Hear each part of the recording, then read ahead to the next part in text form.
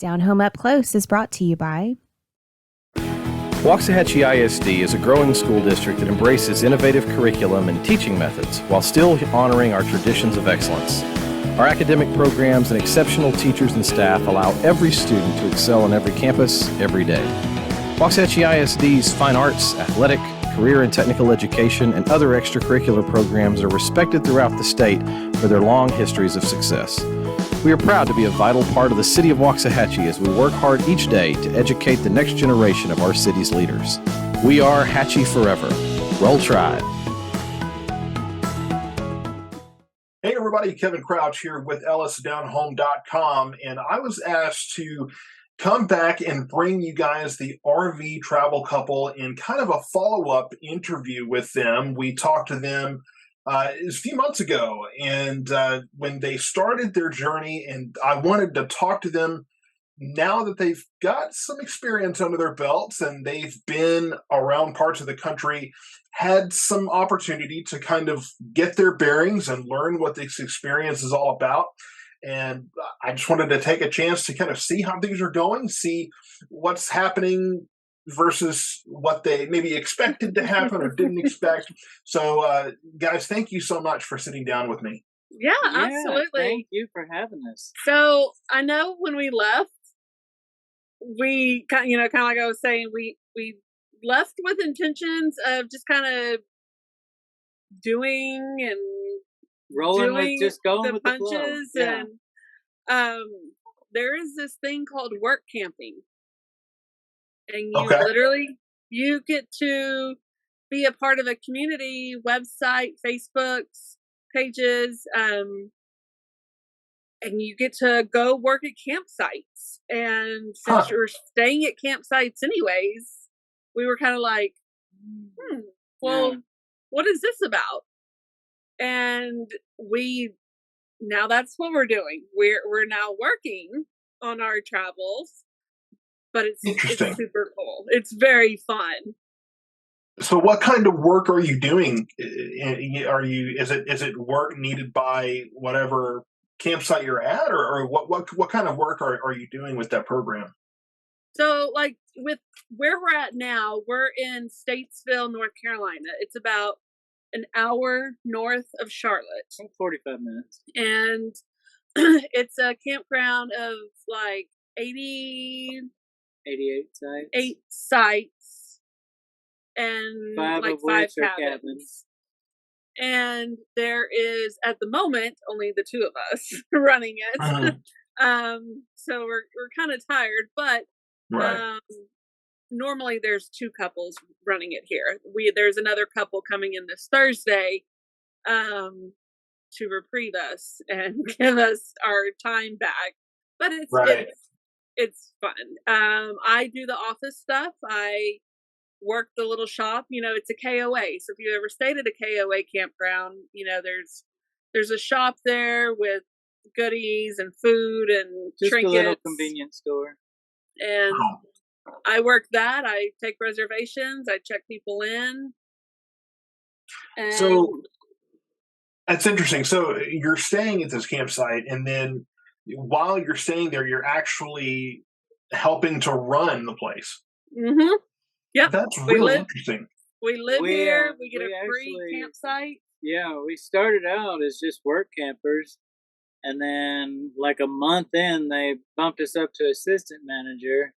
And then 3 weeks ago, the managers that were here had a family emergency kind of come up.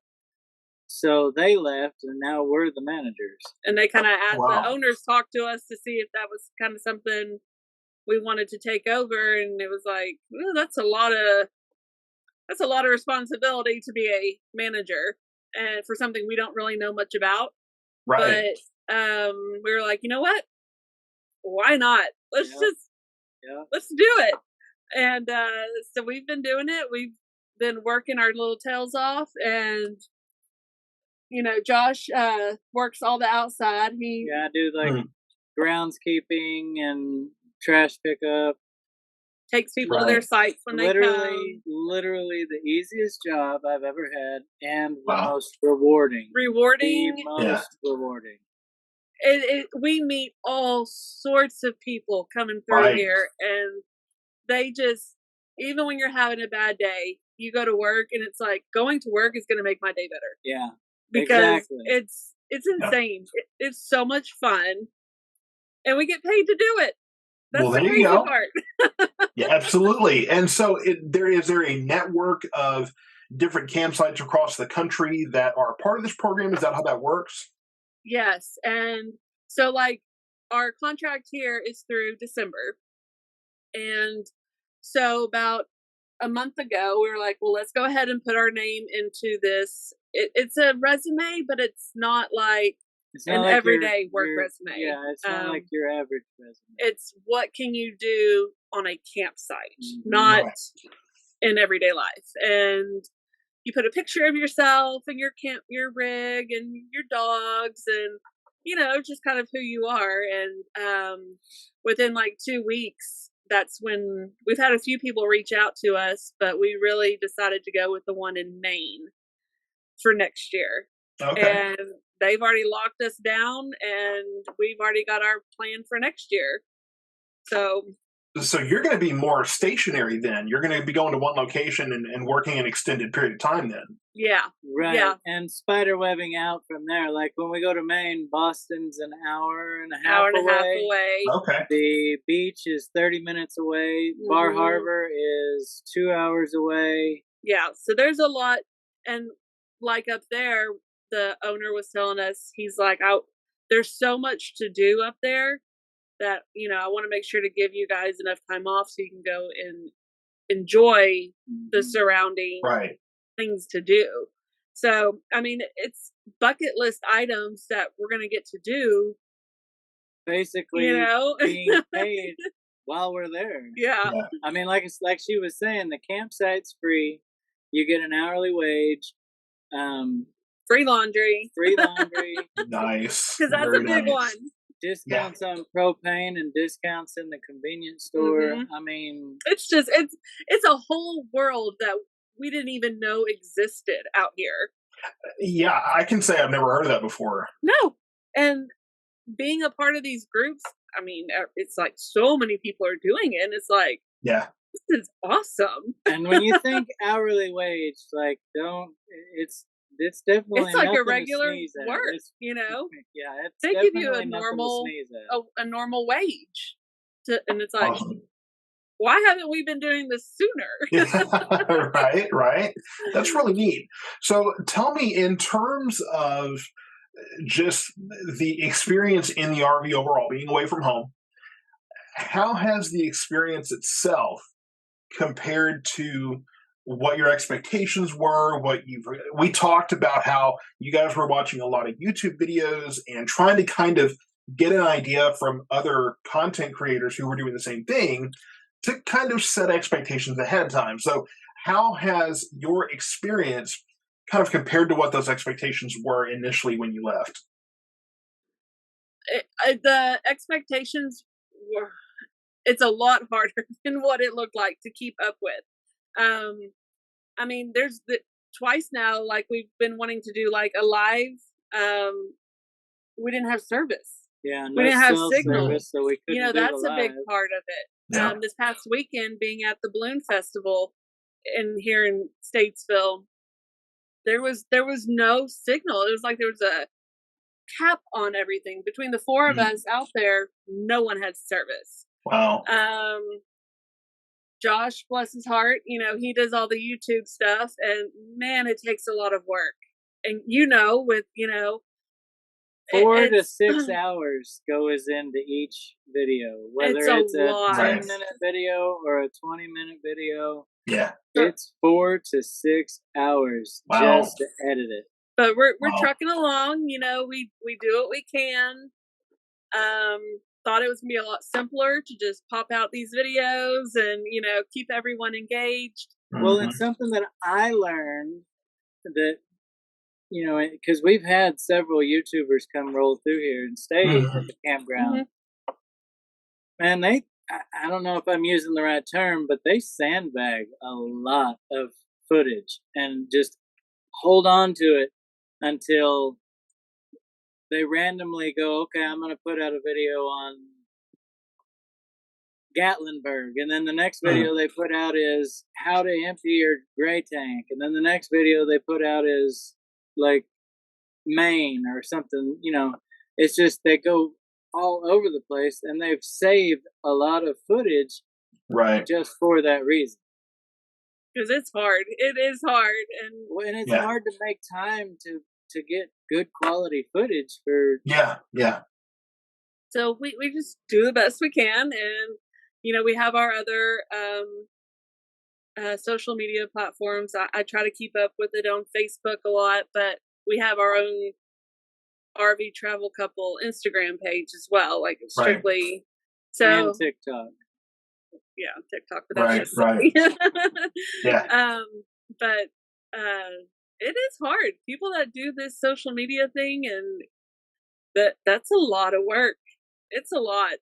Mm-hmm. It is. And I mean, I have the benefit of, number one, being in the studio all the time. I mean, I've got the green screen and everything. And when I am out and about, when I'm filming on location somewhere, there's not a lot of B-roll to incorporate and all these kind of things. And I understand what you're saying too about you want to film an experience, but you also want to experience it. And I've always told my family, I am the last person you want taking video or pictures or anything at a concert or at a zoo or wherever we might be, because I'm too busy experiencing it, right? I don't want to look through the lens of a phone or a camera. I want to be experiencing it for myself. So exactly. I can only imagine trying to balance that. I would be terrible at it. I would just be the worst possible, guy. I am not a very good cameraman, just in general. Yeah. So we just, we're not professionals. We just do what we can and have fun with it. That's the biggest part. We're just trying to have fun. Yeah. We're not. And a way to be able to look back 5-10 years from now, because it'll still be out there on the internet. It'll laugh at ourselves. Yeah, We have no clue what we're doing still. Oh, I remember going there. Yeah. How's the weather there right now? It's cool today. At the time of filming this, of course, I'm filming this on Tuesday, so it's nice and cool. We're in the mid-60s. We got to the low 60s today, and we're going to be in the mid-60s for another day, and then we're warming right back up into the 80s. So it's the fall roller coaster that we're all so used to. And that's what's cool about being here is we're getting to experience seasons. It's 53. It's 53. It's been that all day. It hasn't been a roller coaster here. It literally just slowly makes its way down in the temperature. Oh, right. The leaves start changing colors. We were a part of the hurricane for the first time a couple weeks ago. Yeah. Right through here. I mean, let me take that back. We were not a part of it, but we got the remnants of the after, because when it decided to come back and hit the Carolina shore, sure. We weren't expecting that, and it's just being in an RV, and I was like, oh my God, what do we do? Right. I mean, the good thing was that, of course, when that storm reached you, it had weakened quite a bit, and really the biggest concern from that storm, and I even said this, early on when we were watching the track trend more towards Central Florida, was the flooding was going to be the worst problem. It wasn't really necessarily even the winds. It was just going to be a flooding issue. So, that's the thing when you have a storm like that coming your way, is you kind of have to figure out what are the risks versus how that, translates to your situation. So tell me a little bit about, just kind of give us a summary of where you've been. And then obviously you said, you're going to be back here in the end of January, and then you'll be up in Maine. So tell us where you've been, and then you kind of mentioned those bucket list items. What are some of the places that you still want to go? So when we left Texas, we went to Arkansas, Hot Springs area, and all these places we've been is a first time for both of us. Yeah. We left there and traveled up through Tennessee, stopped in Nashville. That was. Had to go see the Grand Ole Opry. Had to mark that one off. That was a lot of fun. It really was. That was cool. And then we went from there, we went up north to Kentucky and stayed for about 2 or 3 weeks in Litchfield with his cousin. And so got to kind of boondock, live off of his grid, not at a campsite. And that was it was really cool there because I got to experience a lot of the Amish people, because that's interesting. All that's there. That's all that's there. Right. And it blew my mind. It honestly blew my mind. Like, these people I was just like, how they live, and we'd go to their markets every day so I could get some vegetables and their pies, and it was so much fun. We had a great time there. And then after that, we left and went down to Pigeon Forge, back down into Tennessee, but the eastern side. Did Gatlinburg, it was beautiful. And after there, right over here to North Carolina. But since we've been here, we have on days off, we've gone up to Asheville, North Carolina, which is like the Blue Ridge Parkway, Parkway. And when we went there, we should have checked the weather because it rained and we didn't get to see the beauty of the parkway. But in a way, we did. It was a fun experience because I almost ran off the mountain. I couldn't see. The clouds had decided to come completely down. The side of the mountain. Yeah. And I was like, we're about to just turn around here. I can't see if there's a car coming behind me. Hold your breath. Yeah. We're turning around. Right. But that was fun. Then he took me up to Virginia. We went all the way up to Virginia for just a quick day trip and saw where Dirty Dancing was filmed. Oh, wow. That's really neat. That was amazing. And he still has to put that video out on YouTube. I talked smack about the YouTubers holding that footage. You've been holding I've that got one. footage sitting on the computer that I need to work on. For that. But they still have the cabins where they, Johnny was and Baby, and the dining room is literally the exact same as wow. They haven't changed anything. They said it's all still the same, lighting and tables, everything. So cool. And then we're gonna go up to Winston-Salem and Mount Airy, which is where Mount Airy is where they did the Andy Griffith show. Right. Yeah. So that's only about an hour from here. So we're going to go up and do both of those. And then the other thing before we leave here, probably within the next, because our help comes Thursday, and then we're taking some time off to go just get away. I think we're going up to Washington, D.C. Oh, nice. So, yeah. So that's one of those places you got to go at least once. See? See? But here's the thing. When I was in Washington, D.C., I was younger. We were there, and we had landed in Baltimore. Mm-hmm. And, it's a short drive. Yeah. And, everything in that area is a short drive. It's like in Texas, it takes forever to get from A to B, but, everything's close up there. So we're driving in, and as we are driving into Washington, D.C. from Baltimore, the radio on the news said there was a breaking news bulletin. And we're kind of going, no. This was 2000, I believe it was 2004.